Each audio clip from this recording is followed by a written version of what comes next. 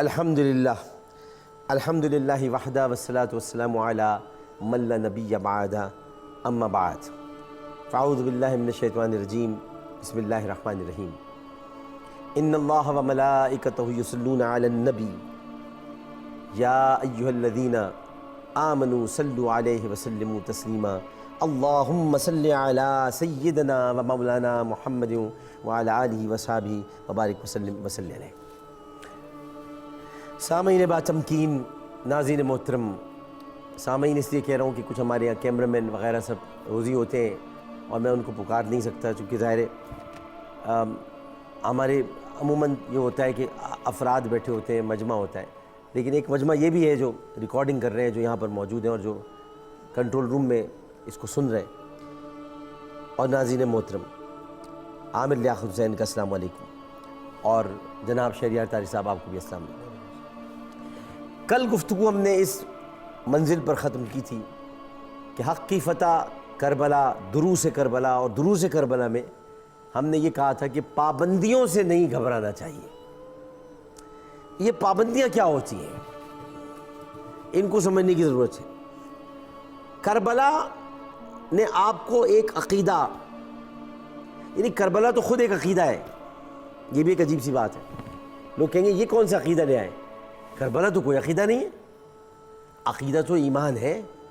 تو کربلا میں ایمان ہی تو تھا، کربلا میں ایمان ہی تو تھا، کربلا میں الف کے ساتھ ایمان بھی تھا اور الف کے بغیر مان بھی تھا، یعنی الف اور یہ ہٹا دے تو مان بھی تھا وہاں پر۔ وہاں مان تھا رسول اللہ کو اپنے نواسے پر، اور ایمان تھا امام حسین کا کربلا میں۔ اس ایمان کہ عقیدے نے ہم سب کو بچا لیا۔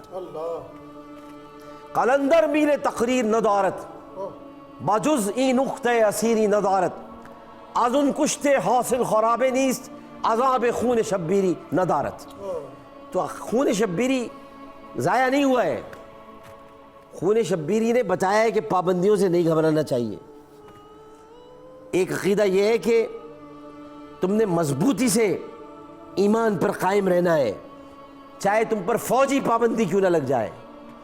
یہ میں اپنی پاکستانی حکومت کو کہنا چاہتا ہوں، چاہے تم پر کوئی فوجی پابندی کیوں نہ لگا دے، اقتصادی پابندی کیوں نہ لگا دے، تمہارے قرضے کیوں نہ روک لے، تمہارے قرضے کیوں نہ روک لے، اکنامیکل پابندیاں کیوں نہ لگ جائے، اگر عقیدے کا معاملہ ہے تو مت گھبرانا، ڈٹ جانا، چھوڑ دینا، اسرائیل کو تسلیم مت کرنا، اسرائیل کو تسلیم مت کرنا، بالکل نہ تسلیم کرنا، چاہے تم پر طرح طرح کی پابندیاں کیوں نہ لگا دی جائیں، کیونکہ تمہیں یہ ملک دیا ہے محمد علی جناح نے، اور محمد علی جناح نے کہا تھا اسرائیل کو کسی صورت میں تسلیم نہیں کیا جائے گا۔ وہ قائد اعظم محمد علی جناح نہیں کہہ رہے تھے، وہ محمد علی کہہ رہے تھے۔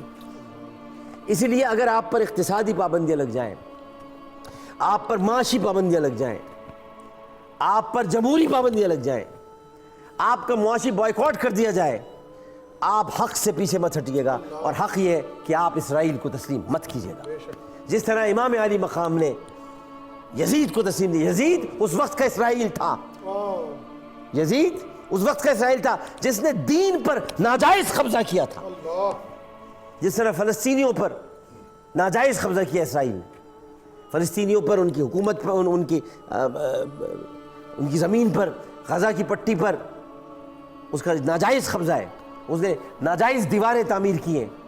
گرا دو ان دیواروں کو اپنی اس للکار سے کہ ہم کسی صورت میں تمہیں قبول نہیں کرتے، ان پابندیوں کو ایکسیپٹ نہیں کرتے۔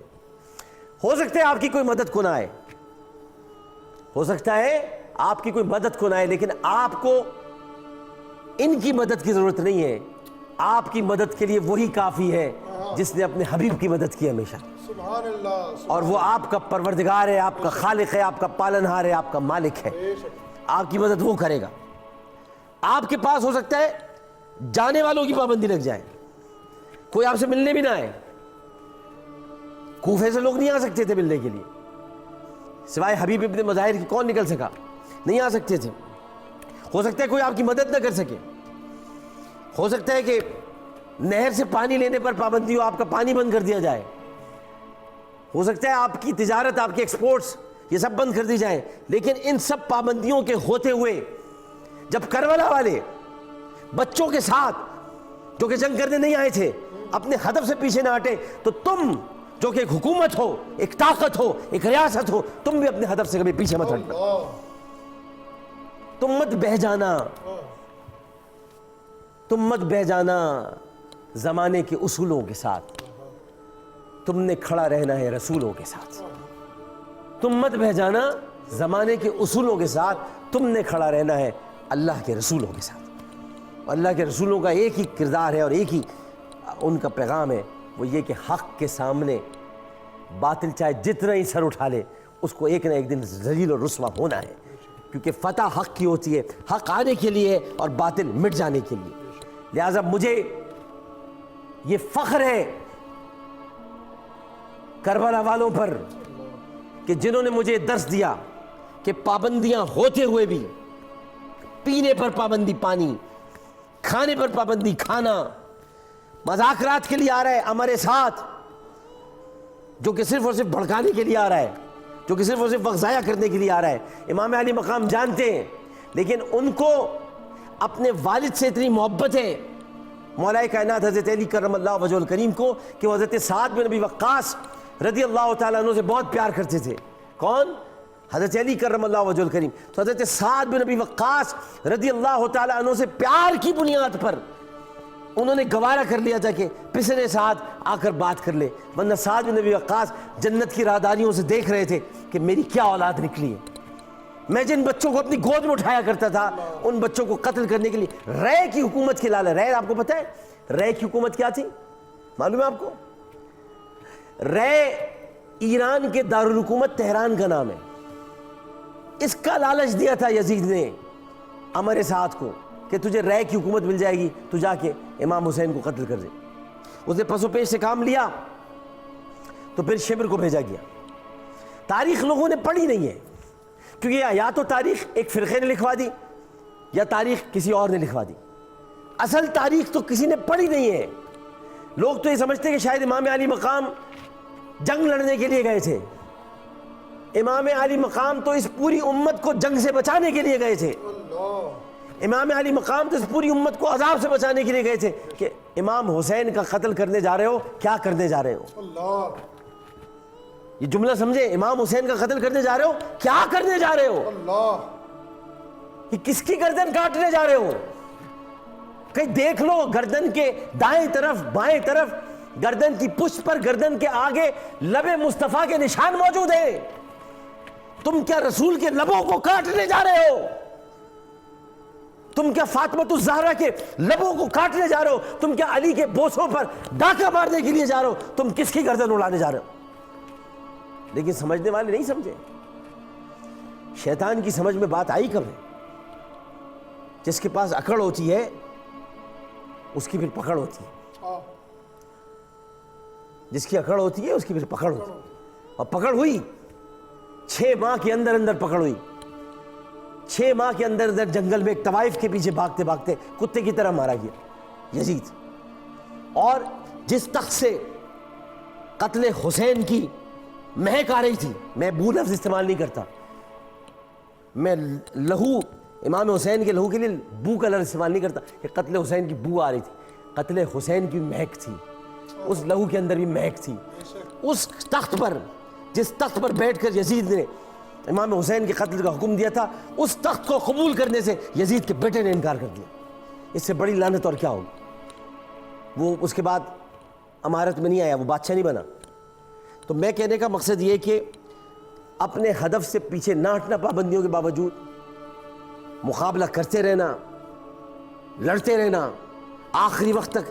آپ کے سامنے ہزاروں کا لشکر ہے، اور لشکر ہے سارا شامی، کوفی کم تھے، شامی زیادہ تھے. اور شامی وہ تھے جو جانتے ہی نہیں تھے کہ کہاں ہیں. وہ پوچھتے تھے کون ہیں یہ لوگ؟ انہیں بتایا یہ حضرت علی کے بیٹے. کہنے ہیں کون حضرت علی؟ کہہ رہے وہ جو نماز میں شہید ہوئے. اچھا، کہ علی نماز بھی پڑھتا تھا؟ جن کو یہ تک نہ پتا ہو کہ نماز جسے پڑھتے ہوئے دیکھتی ہو، نماز جسے پڑھتے ہوئے دیکھتی ہو، اس کا نام علی ہے. نماز جسے پڑھتے ہوئے دیکھتی ہو اس کا نام علی ہے، یہ پوچھ رہے علی نماز بھی پڑھتا تھا؟ جس کی نماز کے لیے اللہ کا رسول سورج کو پلٹ آنے کا حکم دے، یہ پوچھ رہے کہ علی نماز بھی پڑھتا تھا، اور اس کے بعد بچوں کو قتل کر دیا، لیکن یہ اپنے ہدف سے پیچھے نہیں ہٹے تھے، یہ پابندیوں سے نہیں گھبرائے تھے۔ انہوں نے کہا لگا دو پابندی، کتنی پابندیاں لگاؤ گے؟ پانی پہ لگاؤ گے؟ لگا دو۔ کھانے پہ لگاؤ گے؟ لگا دو۔ بولنے پہ لگاؤ گے؟ لگا دو۔ واز کرنے پہ لگاؤ گے؟ لگا دو۔ مکالمے پہ لگاؤ گے؟ لگا دو۔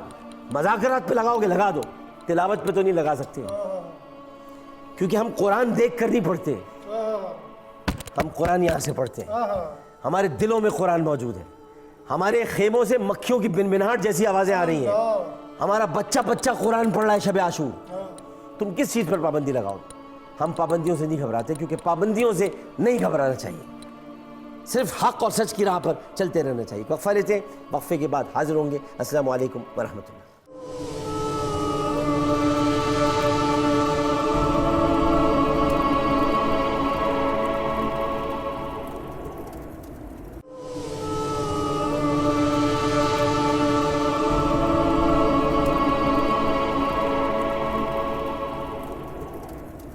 السلام علیکم ورحمۃ اللہ۔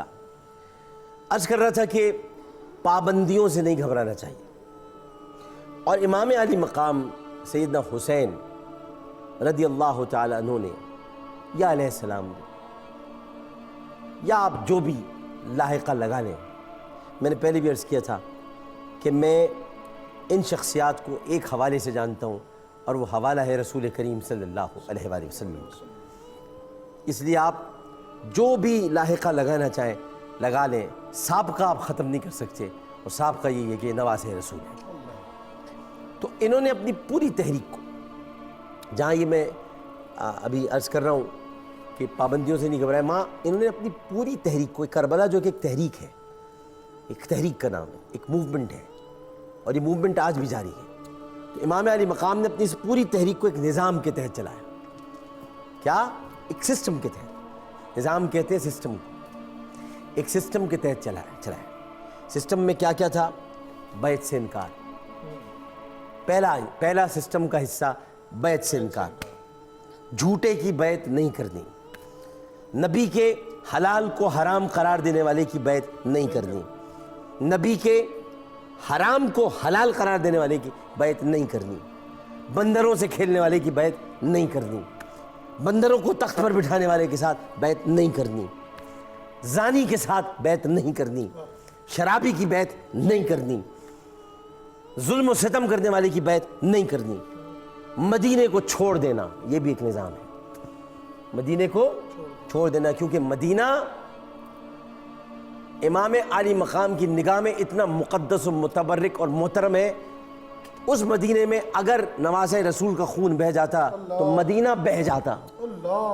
یہ میرا جملہ لکھ لیں آپ، مدینہ بہہ جاتا، کیونکہ مدینے میں اس کے بعد واقعہ حرہ ہوا، اور واقعہ حرہ میں صحابیات کی معاذ اللہ اجتماعی عصمت دری کی گئی، 3 دن تک وہاں پر نماز نہیں ہوئی، اذان نہیں دی گئی، اور نبی کریم صلی اللہ علیہ وسلم جہاں آرام فرما تھے وہاں گھوڑے باندھ دیے گئے۔ انہوں نے یہ بھی خیال نہیں کیا کہ وہ حجرہ عائشہ صدیقہ رضی اللہ تعالیٰ عنہ جہاں انہوں نے گھوڑے باندھے تھے، انہوں نے اپنی ماں کا خیال نہیں کیا، یہ تو اپنی ماں کے نہیں ہوئے تو امام علی مقام کے کیا ہوتے؟ یہ تو ام المومنین سیدہ عائشہ صدیقہ رضی اللہ تعالیٰ عنہ کے نہیں ہوئے۔ یہ کس بات کی اپنے آپ کو حضرت عائشہ کی طرف بات کرنے والا کہتے ہیں؟ ان کا کیا تعلق حضرت عائشہ کی طرف؟ انہوں نے حجرے میں گھوڑے باندھے حضرت عائشہ کے، اس حجرے میں جہاں حضرت جبرائیل وحی لے کر آتے تھے، اس حجرے میں جہاں رسول اللہ آرام فرماتے تھے، تم نے اس حجرے میں گھوڑے باندھے، لیدیں وہاں پر گھوڑوں نے کیے، اور تم نے وہاں پر اذان نہیں ہونے دیے۔ واقعہ حرہ اس بات کی گواہی دیتا ہے۔ یزید تمہارے جرائم اتنے زیادہ ہیں، تمہارے لیے جہنمی لکھا جا چکا ہے، اس لیے تم پر پوری کائنات لعنت بھیجتی ہے، تم ہو لعنت کے مستحق، تم پر لعنت ہی بھیجی جائے گی۔ تو میں یہ کہنا چاہتا ہوں کہ مدینے کو اگر نہ چھوڑتے تو مدینہ بہہ جاتا، کیونکہ لہو خون حسینی کو خون حسینی مدینے کے لیے قابل قبول نہیں تھا، اس لیے آپ نے مدینہ چھوڑ دی، اور پھر اس کے بعد کچھ مہینے آپ مکے میں رہے۔ مکے میں رہ کر بھی آپ نے ایک نظام کے تحت لوگوں کو یہ بتانے کی کوشش کی کہ یزید کی حکومت باطل حکومت ہے، یزید کی بیعت کرنے کا مطلب یہ ہے کہ نبی کریم صلی اللہ علیہ وآلہ وسلم کی بیعت سے غداری، یزید کی بیعت کرنے کا مطلب یہ ہے حضرت ابوبکر صدیق رضی اللہ تعالیٰ عنہ کی بیعت سے غداری۔ میں تو سب کی بات کروں گا، سارے خلفائے راشدین کی، سارے خلفائے راشدین اگر حیات ہوتے یزید کو قتل کروا دیتے۔ اگر حضرت عمر کے دور میں یزید ہوتا اور ان کو پتہ چلتا کہ وہ حسین کو قتل کرنے گیا ہے، خدا کی قسم اس جان کی کہ اس پروردگار کی قسم جس کے قبضے قدرت میں عامر لیاقت حسین کی جان ہے، مجھے چشم تصور میں نظر آتا ہے کہ فاروق اعظم کی تلوار ہوتی اور یزید کی گردن ہوتی۔ اللہ اللہ، خدا کی قسم، اللہ، کیونکہ وہ ان بچوں سے بہت پیار کرتے تھے۔ اور حضرت عثمان کے تو گھر کی حفاظت یہ بچے کر رہے تھے۔ حضرت عثمان چھوڑ دیتے ہیں، پھر مولا علی کی تو بات ہی دوسری ہے، ان کے تو بچے ہیں۔ اور ابو بکر تو کہہ رہے کیا خوبصورت سواری ہے، میرے دل میں آئی تھی بات، کیا خوبصورت سواری ہے۔ واہ، تو رسول اللہ فرماتے ہیں ابو بکر سوار بھی تو کتنے اچھے ہیں۔ سبحان اللہ، یہ تو ابو بکر عمر کے کردار ہیں رضوان اللہ تعالیٰ علیہ مجمعین، یہ چھوڑ دیتے۔ تو یہ مت سمجھیے کہ خلفائے راشدین کا اگر دور ہوتا تو یزید کامیاب ہو جاتا، کبھی کامیاب نہیں ہوتا۔ تو یہ مکے میں رہ کر امام علی مقام نے کچھ دن رکنے کے بعد کچھ شخصیتوں کو خطوط لکھے، یہ بہت کم لوگوں کو بات معلوم ہے، اور ان کو دعوت دی اور ان سے کہا کہ ان کو کوئی اپنی حکومت کوئی وہ اپنی حکومت بنانا نہیں چاہتے تھے۔ یہ تو کوفے والوں نے خود خط لکھ کر بلایا تھا کہ ہم آپ کی بیعت کرنا چاہتے ہیں۔ انہوں نے اپنی اس تحریک میں شامل کر دی کہ ایک موومنٹ تھی یزیدیت کے خلاف۔ اس موومنٹ کا نام تھا حسینیت موومنٹ اگینسٹ یزیدیت موومنٹ۔ ایک یزیدیت کی موومنٹ تھی، ایک حسینیت کی موومنٹ۔ تو حسینیت کی موومنٹ تو آج بھی جاری ہے، بے شک، بھلے آپ حسین پر پابندی لگا دیں، بھلے آپ حسین پر پابندی لگا دیں، حسین پر آپ جتنی پابندیاں لگا دیں، حسین پر آپ جتنا ارد گرد رکاوٹیں کھڑی کر دیں، حسین کو پھر آنا ہے، حسین کو پھر آنا ہے۔ وہ کہتے ہیں کہ حسین کا تو قتل ہوا ہی نہیں، حسین کو تو کربلا میں کچھ لوگوں نے محسوس کیا شاید مار دیا ہے، لیکن حسین تو آج بھی موجود ہے، حسینیت اور حسین تو آج بھی موجود ہے۔ یہ موومنٹ تو جاری رہے گی، موومنٹ ختم نہیں ہوگی۔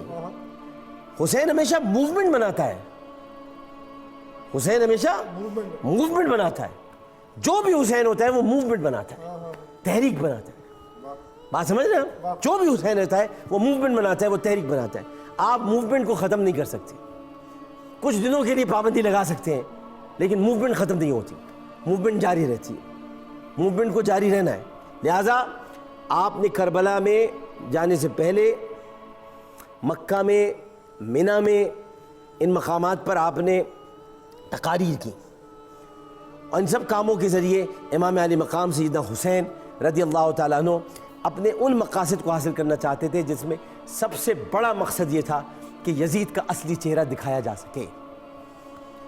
یزید اس وقت کی ایک اسٹیبلشمنٹ تھی، وہ اسٹیبلشمنٹ تھی کہ جو در حقیقت مسلمانوں کے خلاف اٹھی تھی، اور اس اسٹیبلشمنٹ کو شامیوں کی حمایت حاصل تھی جن کا اسلام سے کوئی لینا دینا ہی نہیں تھا، نئے نئے اسلام میں داخل ہوئے تھے، وہ جانتے ہی نہیں تھے کہ مہاجر کون ہے اور انصار کون ہے، ان کو پتہ ہی نہیں تھا، انہیں مہاجروں کا پتہ ہی نہیں تھا، انہیں مہاجروں کے بارے میں معلوم ہی نہیں تھا کہ مہاجر ہوتا کیا ہے، وہ جانتے ہی نہیں تھے مہاجر، کیونکہ امام حسین بھی مہاجر کی اولاد تھے، امام حسین بھی مہاجروں کی اولاد تھے، اور خلافت تھی ہی مہاجروں کے درمیان، پہلا خلیفہ بھی مہاجر، دوسرا خلیفہ بھی مہاجر، تیسرا خلیفہ بھی مہاجر، چوتھا خلیفہ بھی مہاجر، اور ان کے بچے بھی مہاجر، اسی کہ وہ دین حق کے لیے ہجرت کر گئے تھے، تو یہ مہاجروں کو جانتے ہی نہیں تھے، اسے یہ یزید ایک اسٹیبلشمنٹ تھی، اسٹیبلشمنٹ مہاجروں کے خلاف تھی، اور اسی مہاجروں کے خلاف ہونے کی وجہ سے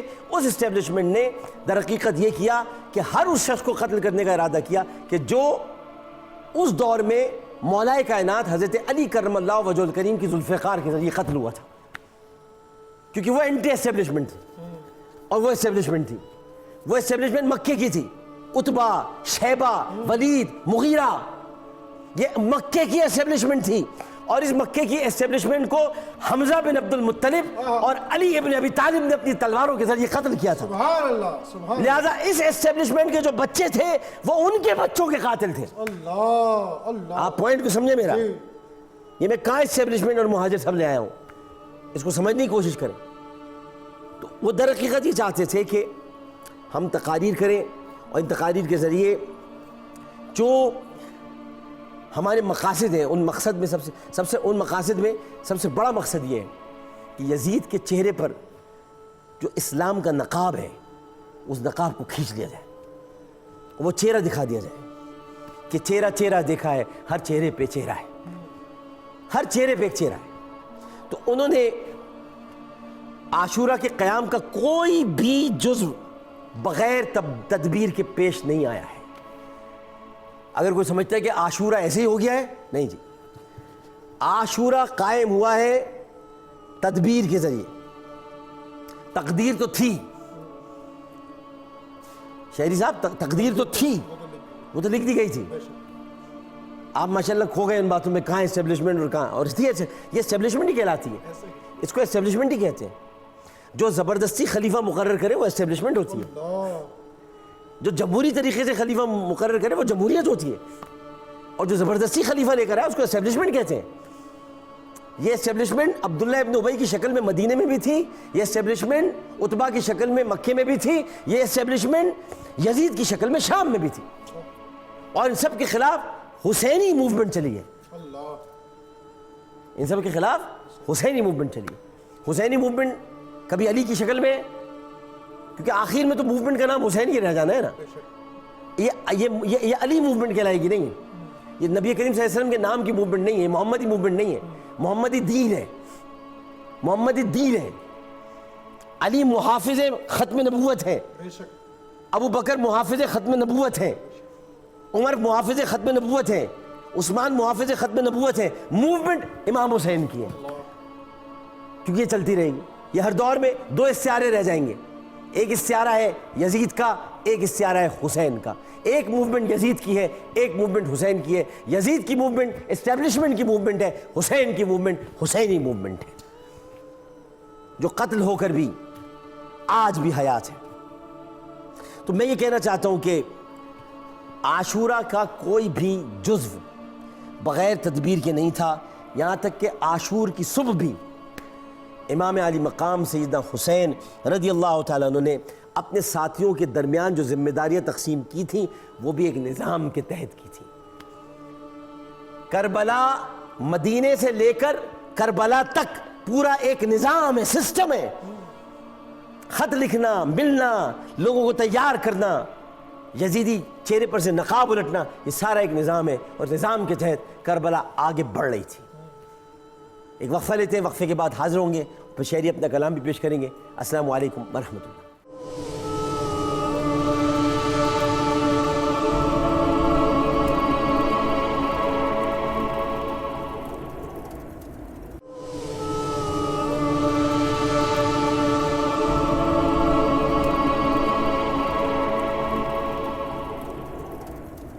السلام علیکم ورحمۃ اللہ. ایک بار پھر حاضر خدمت ہے. میں عرض کر رہا تھا کہ حسینیت ایک موومنٹ ہے، ایک تحریک ہے، اور تحریک کو ہمیشہ ضرورت رہتی ہے علم کی، حرفت کی، عقل کی، اور علم نافع کی. خالی علم کی نہیں، علم نافع کی. علم نافع اس کو کہتے ہیں کہ جو نفع پہنچائے، فائدہ پہنچائے. جہلا کا اس تحریک سے کوئی تعلق نہیں ہوتا، جاہلوں کو اس تحریک میں ہونا بھی نہیں چاہیے. لہذا امام علی مقام در علم سے نکلے تھے، اور در علم سے اس طرح نکلے تھے کہ مولا کائنات علم کی میراث ہے. علم کی میراث بھی ہے اور حلم کی میراث بھی ہے. دنیا میں بڑا مشکل کام ہوتا ہے ناظرین محترم اور حاضرین با تمکین کے آپ عالم بھی ہوں اور حلیم بھی ہوں، کیونکہ علم اور حلم بڑے مشکل سے ساتھ ہوتے ہیں۔ یہ انبیاء کی شان تو ہے، لیکن صحابہ میں بھی کوئی حلیم ہے، کوئی علیم ہے، کوئی علم رکھتا ہے، کوئی حلم رکھتا ہے، لیکن مولا کائنات حضرت علی کرم اللہ وجہہ الکریم علم بھی رکھتے تھے اور حلم بھی رکھتے تھے۔ علم ایسے رکھتے تھے کہ وہ چاہتے تو سورہ فاتحہ کی بسم اللہ کے بے کے نقطے سے 70 اونٹ بھر کے رکھ دیتے اس کی تفسیر سے، اور حلم اتنا تھا کہ عمرو بن عبد ود، آپ اس کی سینے پہ بیٹھ جاؤ معذرت تھوک دیں تو آپ اس سینے سے اتر جاتے ہیں، یہ کہہ کر کہ میرا حلم اب یہ کہتا ہے کہ میں تجھے قتل کروں گا تو اپنی ذات کے لیے کروں گا، اللہ کے لیے نہیں کروں گا۔ یہ بڑا مشکل کام ہے۔ تو امام حسین کے پاس وراثت میں علم بھی آیا تھا اور حلم بھی آیا تھا۔ بے شک امام حسن کے پاس علم بھی آیا تھا اور حلم بھی آیا تھا۔ کچھ لوگ امام حسن کو کہتے ہیں کہ امام حسن نے صلح کی تو غلط کی، میں کہتا ہوں وہ رسول اللہ کی حدیث کا انکار کرتے ہیں، اللہ، کیونکہ رسول اللہ نے فرمایا تھا میرا یہ نواسا، میرا یہ بیٹا امت کے درمیان صلح کرائے گا۔ واہ، رسول کی بات کا انکار کرنے والے رسول کے سب سے بڑے دشمن ہیں، اور نبی نے فرمایا تھا کہ میرا یہ والا بیٹا اپنا سر کٹائے گا۔ رسول کے دونوں بچوں نے نبی کی سری اور جہری شہادت کی۔ اللہ، رسول اللہ بس شہادت رسول اللہ کو نہیں ملی، لیکن ان بچوں کی وجہ سے وہ شہادت بھی مل گئی۔ اللہ، سری شہادت، جہری شہادت، دونوں شہادتیں نبی کریم صلی اللہ علیہ وسلم کو امام حسن اور امام حسین رضوان اللہ تعالیٰ علیہ مجمعین، یہ اس کا نشان ہے۔ تو میں یہ پھر آپ سے کہہ دوں کہ موومنٹ اور تحریک یہ کوئی آسان چیز نہیں ہوتی۔ آج بھی دنیا میں بڑی تحریکیں چل رہی ہیں، کشمیر کی موومنٹ ہے، فلسطین کی موومنٹ ہے، اب اور بھی بہت ساری تحریکیں چل رہی ہیں۔ وہ تحریکیں خون مانگتی ہیں، وہ تحریکیں جبر و استبداد کے سامنے استقامت مانگتی ہیں، وہ تحریکیں جنگ کے دوران اپنوں کا لہو بہتا ہوا دیکھتی ہیں، لیکن اگر وہ تحریکیں ختم ہو جائیں تو سمجھ لیجئے کہ ظلم جیت گیا، مظلومیت ہار گئی۔ لیکن مظلومیت کبھی ہارتی نہیں ہے، تاریخ میں آج تک ایسا نہیں ہوا۔ مظلومیت کو کچھ دیر کے لیے خاموش کرا دیا جاتا ہے۔ مظلوم کائنات میں آپ کو، بلکہ کائنات کی بات چھوڑیے، دنیا میں اگر آپ اس وقت مظلومیت کی تعریف دیکھیں تو آپ کو کشمیر سے مظلومیت کی آوازیں سنائی دیں گی، آپ کو فلسطین کی دیواروں سے مظلومیت کی آوازیں سنائی دیں گی، آپ کو مشرق وسطیٰ میں کچھ ممالک ایسے ہیں وہاں سے آپ کو مظلومیت کی آوازیں سنائی دیں گی، آپ کو اسی طرح سے افریقہ کے وسطی افریقہ کے جو ممالک ہیں وہاں سے آپ کو مظلومیت کی آوازیں سنائی دیں گی۔ یہ ساری مظلومیت کی تحریکیں ہیں، اور ان تحریکوں کا محور و مرکز و منبع ایک ہی ذات ہے، اور وہ ہے ذات امام علی مقام سیدنا حسین رضی اللہ تعالی عنہ۔ انہوں نے لڑنا سکھایا ہے، بلکہ میں کہوں گا انہوں نے بولنا سکھایا ہے، انہوں نے زبان عطا کی ہے ان تحریکوں۔ اب ان تحریکوں میں خواتین کا بھی کردار ہے، خواتین کے کردار سے استفادہ کیا گیا ہے، لیکن استفادہ کیا کیا گیا ہے یہ میں آپ کو بتاؤں گا۔ پہلے تو ہمارے جناب شہریار طارق صاحب منقبت پیش کریں گے، اور پھر انشاءاللہ یا تو اگلی نشست میں یا اگر موقع ملا تو یہیں سے ہم آغاز کر دیں گے کہ خواتین کا کردار ان تحریکوں میں کیا رہا، اور آج بھی موجود ہے۔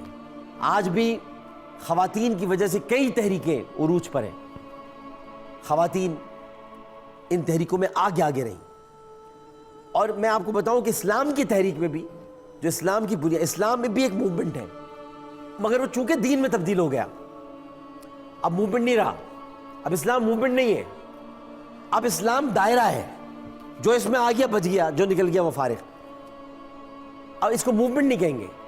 موومنٹ اس وقت تھی جب نبی کریم صلی اللہ علیہ وسلم مکہ المکرمہ چھوڑ کر مدینہ منورہ گئے، اس وقت اس موومنٹ کا سہارا تھی حضرت خدیجہ الکبریٰ رضی اللہ تعالیٰ عنہ، حضرت سمیہ، حضرت ام سلیم، حضرت عائشہ صدیقہ، حضرت حفصہ بنت عمر، حضرت میمونہ، حضرت زینب بنت جحش، حضرت صفیہ بنت حیی اخطب، کئی خواتین ہیں جو اس تحریک کا حصہ تھیں، حرام الدستہ تھیں۔ خود رسول اللہ کی بیٹیاں حضرت زینب حضرت رقیہ، حضرت ام کلثوم، حضرت فاطمۃ الزہرا ابیہا و علیہ افضل الصلاۃ والسلام، یہ ساری خواتین اس تحریک کے اندر شامل تھیں۔ میں آپ کو بتاؤں گا کہ تحریک میں خواتین سے کیسے استفادہ کرتے ہیں، لیکن اس سے پہلے جناب شہریار طارق۔ بقائے دین خدا کربلا سے آتی ہے، یزیدیت کو قضا کربلا سے آتی ہے،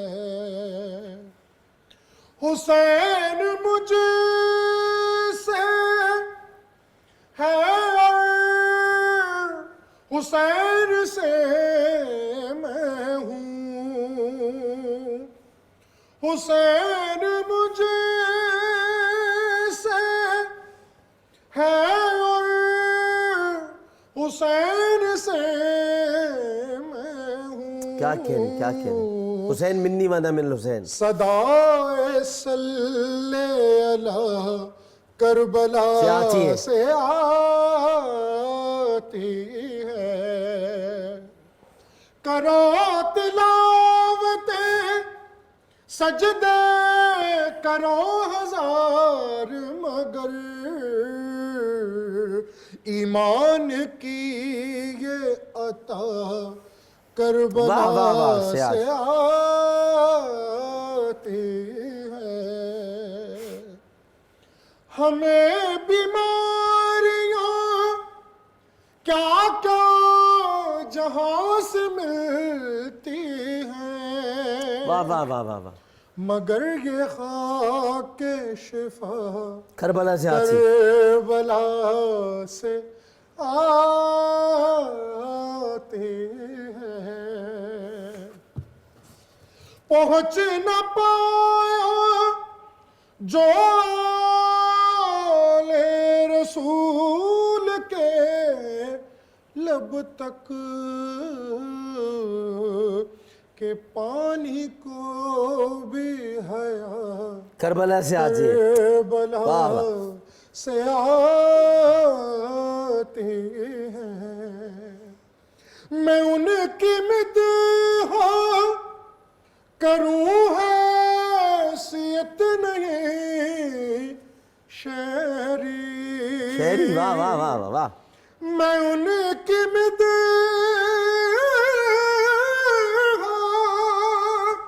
کروں حیثیت نہیں شعری، کہ عشق کی یہ عطا کربلا وہیں سے آتی ہے، سے وہیں سے آتی ہے۔